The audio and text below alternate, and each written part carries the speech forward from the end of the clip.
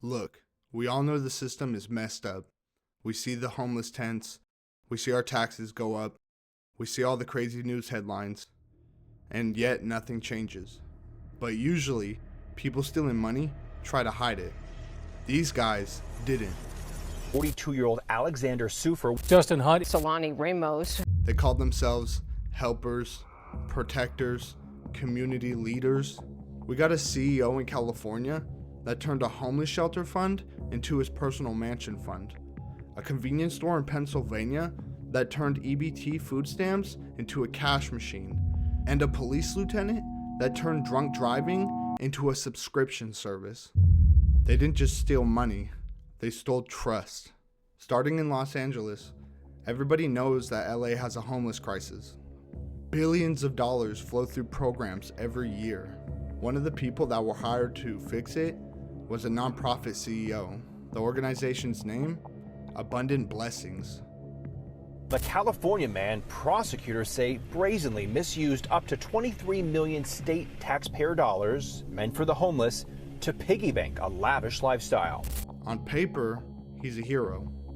But between 2018 and 2025, public funding totaled about $23 million. The job was simple: beds, meals, basic care.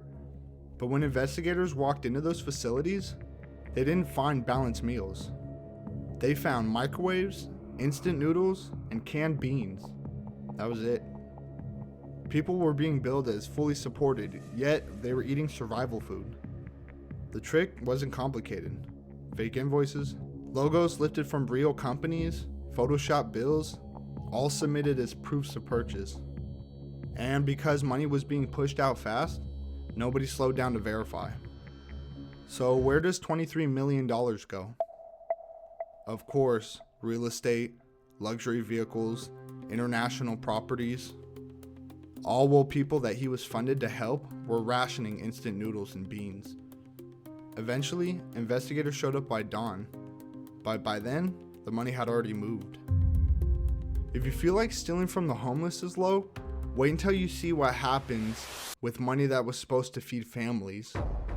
Just a small convenience store in Steelton, Pennsylvania. It wasn't anything special from the outside, but the transaction numbers didn't match for the size of the business at all. This little shop was moving hundreds of thousands of SNAP benefits. That's food assistance money. Here's how it worked. A customer walks in with about $200 in EBT funds. No groceries. The card gets swiped for the full $200, the register opens, and the customer gets handed a $100 bill. All said and done. I break down in one of my older videos how one of these stores is able to obtain this money from the government, the taxpayer. But at the end of the day, the taxpayer is the one who ends up paying the full amount on these shady transactions. No food ever exchanges in any hands. And you repeat this enough times, you're not running a convenience store anymore. You're running a black market ATM with taxpayer dollars.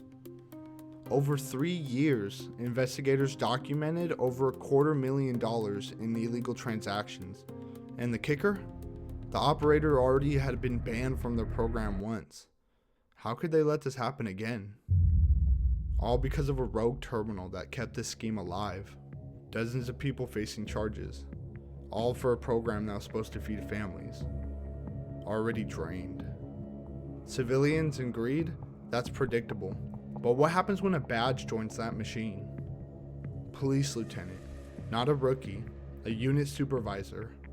Justin Hunt is the 10th and the highest ranking law enforcement officer to plead guilty in connection to the scheme that paid officers to get drunk driving cases dismissed. His job description? Keep drunk drivers off the road. But behind the scene, federal investigators described a coordinated DUI arrest scheme. It worked with a middleman officer that would scout the nightlife. Then he would communicate the vehicle details. Then a traffic stop would follow, and an arrest would be made. Then the driver would be steered towards a recommended attorney. Legal fees would get paid. Then a portion of that money would circle back through favors, cash, and purchases. And sometimes, the arresting officer wouldn't even appear in court.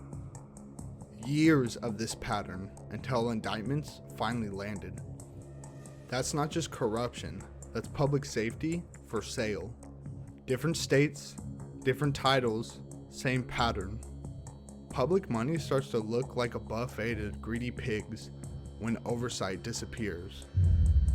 At this moment, I'm tracking several more cases. Big numbers, same mechanics. If you want to understand exactly how these systems get exploited, stay with me. And if you missed the breakdown on how food assistance fraud works, step by step, that video's on my channel. I'll see you there.